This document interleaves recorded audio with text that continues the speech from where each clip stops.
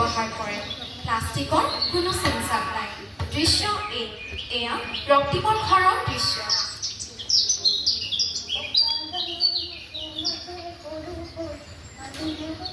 আজি ৰ'দটো ইমান ধুনীয়াকে ওলাইছে চাউলকেইটাকে জাৰি লওঁ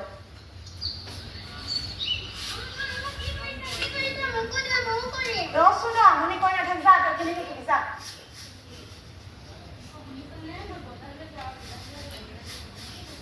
হয় নেকি ঠিক আছে যাওক এটা কাম কৰিবচোন মালতীহঁতৰ বোলে আজি পুখুৰী সিঁচিছে মাছ কেইটামানকে লৈ আহিব ভাতকেইটা ৰান্ধিছে লওক মা মই যে গুৱাহাটী বিশ্ববিদ্যালয় তাত মই চিট পালো নহয় হয় নেকি তই বাবা ইমান ভাল খবৰ দিলি ৰচোন ভণ্টি প্ৰথমতে মোক গৈ ল'ব দে বাবা তই ইমান ভাল খবৰ দিলি দেউতাৰে শুনিলে যে কিমান সুখী হ'ব পিছে মা কথা এটা আছিলে নহয় মই যে গুৱাহাটী চহৰখন এবাৰো গৈ অহা নাই ঠাইখন কেনেকৈ চিনি পাম বাৰু কথাটো তই ঠিকেই কৈছ এটা কাম কৰিম নহ'লে গুৱাহাটীত যে থাকে জানমণি খুৰীৰে ফোন এটা মাৰি দিম কিবা নহয় কিবা ব্যৱস্থা নিশ্চয় কৰিব যাচোন যা ফোনটো আনকে যা মই ফোনটো কৰি দিম আনোগে এয়া 3 দিনৰ পাছৰ দৃশ্য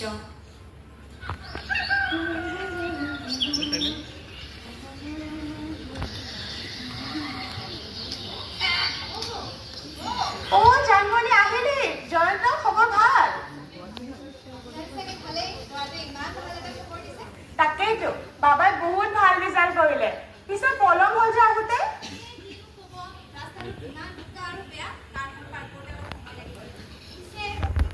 আছে ভিতৰতে আছে তহঁতে ৰচোন মই চাহ বনাই থৈছো চাহ লৈ আনো আৰু ৰক্তিমকো মাতি দিছো বাবা কোন আহিছে চাহ আহিছোন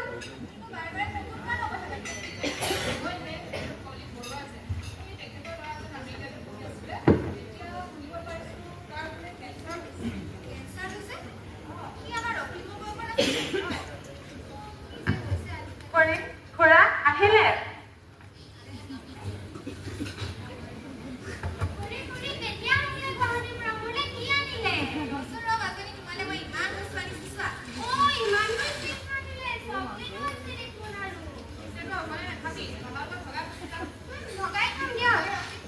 ঠিক আছে খুৰী চাহ ল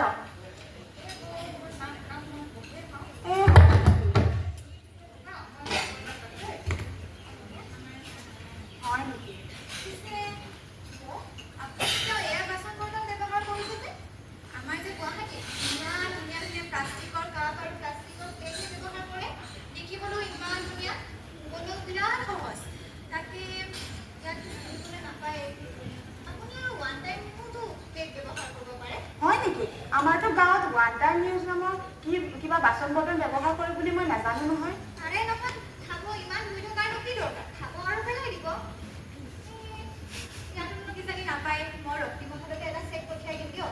হয় নেকি ঠিক আছে কিন্তু নালাগে দে আমি আৰু গাঁৱৰ মানুহ আমি এইবোৰেই বাচন বৰ্তন ব্যৱহাৰ কৰোঁ ধুবলৈ কষ্ট হ'লেনো কি হ'ব এইবোৰতে আমি খাই দুখ পাওঁ হয় নেকি কিয়ক বাৰু হ'ব তেনেহ'লে এটা কাম কৰক ৰক্তিমকো বেগটো পেক কৰিবলৈ মই তাক আজি মোৰ লগত গুৱাহাটীলৈ লৈ যাম হয় নেকি ৰ মই মাতি দিছোঁ বাবা মা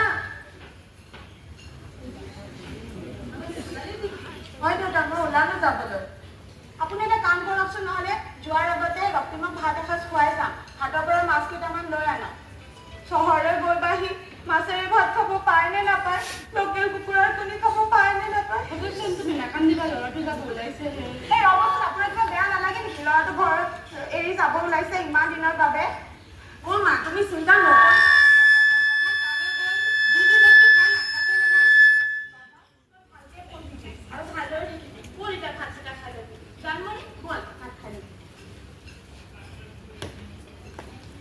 ৰক্তিম এতিয়া গুৱাহাটীৰ বাসিন্দা।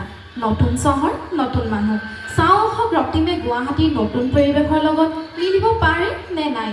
এয়া ৰক্তিমৰ কলেজৰ দৃশ্য।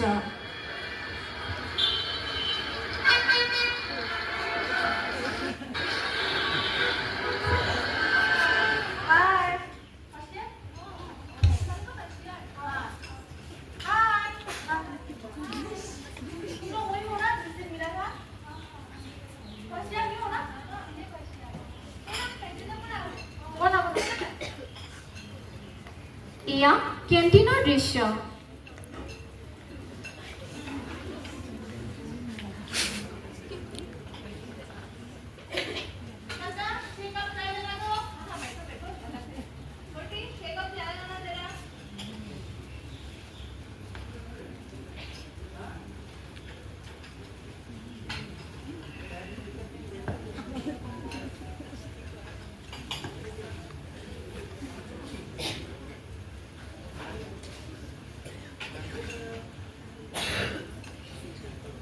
চানি, এয়া দেখোন কাগজৰ কাপ।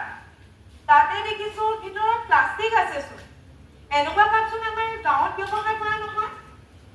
अरे ब्रो, तुम बस गरम गरम चाय का मजा लो ना। यहाँ पे एक बार यूज करते हैं और फेंक देते हैं। Sorry sorry.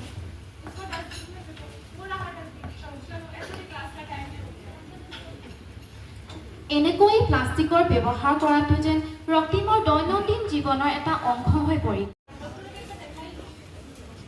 ठीक है गाइस, चलो पैकिंग करते हैं। बोला बोला देरी होगा ना। चलो चलो चलो चलो। হঠাৎ এদিন ৰক্তিমৰ গা বহুত বেয়া হৈ পৰিল আৰু তেওঁক তৎক্ষণাৎ হস্পিটেলত ভৰ্তি কৰা হ'ল। এয়া হস্পিটেলৰ দৃশ্য।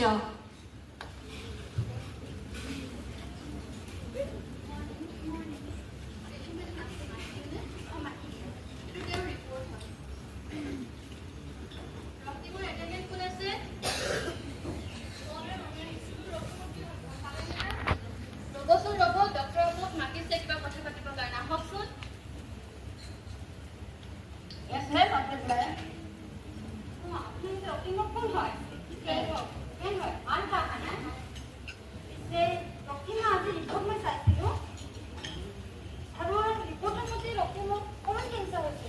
क्या कैंसर? कैसे कैंसर हो सकता है? वो एल्कोहल सिगरेट कुछ यूज नहीं करता था। सिर्फ अल्कोहल सिगरेट पीने से ही कैंसर नहीं होता। कैंसर बहुत सारी रीजन की वजह से हो सकता है, जैसे कि लाइफस्टाइल में चेंज होना, जेनेटिक्स, और आजकल जो हम लोग सब्जियों में मेडिसिन यूज करते हैं उसकी वजह से। और one of the most dangerous हो चुका है माइक्रोप्लास्टिक। तो वन टाइम यूज प्लास्टिक में पाया जाता है। For example plastic bag, plastic cup, और आजकल ज़्यादातर यूज करने लगे paper cup and paper plate. अब आप लोग सोचेंगे पेपर कप, पेपर प्लेट ये तो पेपर के बने हुए हैं, लेकिन हम लोग ये नहीं समझ पाते हैं कि पेपर कप, पेपर प्लेट में अंदर से पतली सी लेयर प्लास्टिक की होती है। इसमें गर्म चाय, गर्म पानी, गर्म खाना जैसे से छोटे छोटे पार्टिकल्स निकलते हैं प्लास्टिक के, उसे हम लोग माइक्रो प्लास्टिक कहते हैं। अभी रॉकिंग के इन्वेस्टिगेशन रिपोर्ट में भी यूरिन टेस्ट में maximum amount of micro plastic K traces पाए गए। तो वन ऑफ द मेन कोज, इसे भी बोला वन ऑफ द मेन कोज वो भी हो सकता है। सो अभी जितना हो सके आप लोग प्लास्टिक यूज ना करें, हो सके तो अवॉइड ही करिए। इससे आप लोग का हेल्थ में भी अच्छा रहेगा और प्लस सराउंडिंग भी अच्छा रहेगा। अभी मैं आप लोग का डॉक्टिंग का ट्रीटमेंट स्टार्ट कर देती हूँ और मैं मेडिसिन लिख देती हूँ, आप उसी को कंटिन्यू करिए। ठीक है ma'am, thank you. Okay let's go.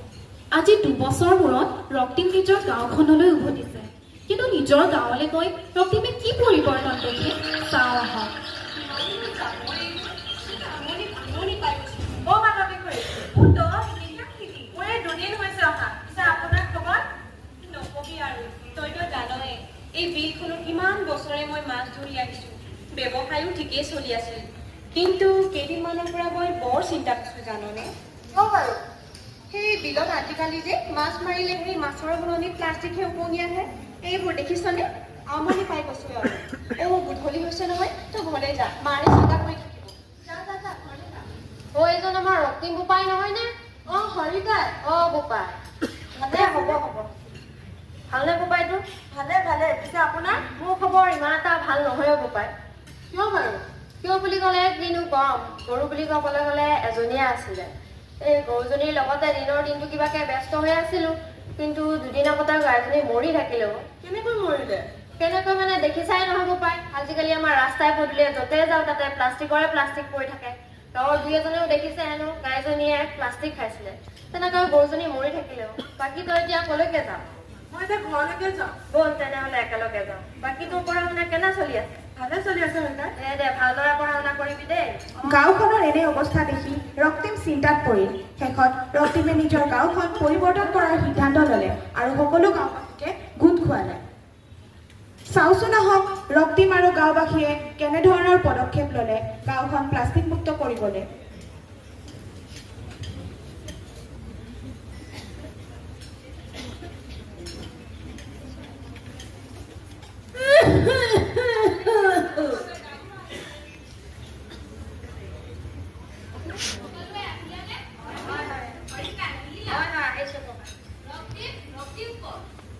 হয় বৰদেউতা। পিছে আজি মই বিশেষ এটা কাৰণত আপোনালোকক ইয়াত উপস্থিত হ'ব লাগিব। পিছে দেখিছেনে আমাৰ গাঁওখন কিমান প্লাষ্টিকত পৰিছে?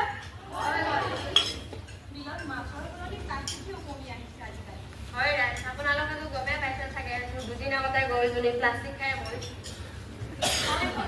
ময়ো দেখিছো য'তেই যাওঁ তাতেই প্লাষ্টিক দেখাব। কি হ'ব আমাৰ এই পুৰণি গাঁওখনৰ অৱস্থা? কি হ'ব ইয়াৰ ভৱিষ্যত? হয় বৰদেউতা, ময়ো এনেকৈ প্লাষ্টিক দৈনন্দিন জীৱনত ব্যৱহাৰ কৰি থকাৰ কাৰণে এতিয়া মই সংকটত ভুগি আছো। আপোনালোকে কওকচোন, এনেদৰে প্লাষ্টিক ব্যৱহাৰ কৰি থকাটো ভাল জানো আমাৰ কাৰণে? প্লাষ্টিক মাটিত পৰি থাকে আৰু এটা প্লাষ্টিক পচিবলৈ 50 বছৰতকৈ বেছি সময় লয়, আৰু সেই সময়তে আমাৰ পৰিৱেশখন বহুখিনি প্ৰদূষিত কৰি তোলে। তেনেহ'লে ইয়াৰ কাৰণে কি ব্যৱস্থা ল'ব পাৰি? পিছে আমাৰ বহুতৰে ঘৰতে মৰাপাটৰ গছ নাই জানো? তেনেহ'লে আমি সেই মৰাপাটেৰে আমি বেগসমূহ তৈয়াৰ কৰি আমি সদায় ব্যৱহাৰ কৰিব পাৰোঁ। মই কিন্তু এটা উপায় দিব বিচাৰোঁ ৰক্তিম। এই যে পেলনীয়া বটলসমূহ, সেইসমূহ যদি আমি ধুনীয়াকৈ সজাই ফুলৰ টাব বনাওঁ আৰু বজাৰত বিক্ৰী কৰোঁ, তেন্তে 2 টকামান অৰ্জনো হ'ব আৰু মাটি প্ৰদূষণো নহয়। নে কি কৰে? হয় ময়ো ভাবিছোঁ, এই যে আমি সকামে নিকামে যে এই প্লাষ্টিকবোৰ ব্যৱহাৰ কৰোঁ, তাৰ সলনি দেখোন আমি কলপাত ব্যৱহাৰ কৰিব পাৰোঁ। হয় নাই?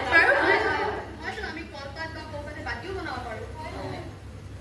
তেনেহ'লে আহক আমি আমাৰ গাঁওখনি প্লাষ্টিক মুক্ত কৰোঁ আৰু প্লাষ্টিকৰ বিৰুদ্ধে যুঁজ দিওঁহি। ৰক্তিমেতো নিজৰ গাঁওখন প্লাষ্টিক মুক্ত কৰাৰ এই যুঁজখনত বহু পৰিমাণে সক্ষম হ'ল, কিন্তু আমি পাৰিমনে আমাৰ চৌপাশখন প্লাষ্টিক মুক্ত কৰিবলৈ? আমি পাৰিমনে প্লাষ্টিকৰ বিৰুদ্ধে আমাৰ এই যুঁজখন অব্যাহত ৰাখিবলৈ? শেষত আমি ক'ব বিচাৰিছোঁ যে ৰিডিউচ, ৰিউজ আৰু ৰিচাইকেলৰ সহায়ত প্লাষ্টিক মুক্ত সমাজ গঢ়ক, জীৱন বচাওক, পৰিৱেশ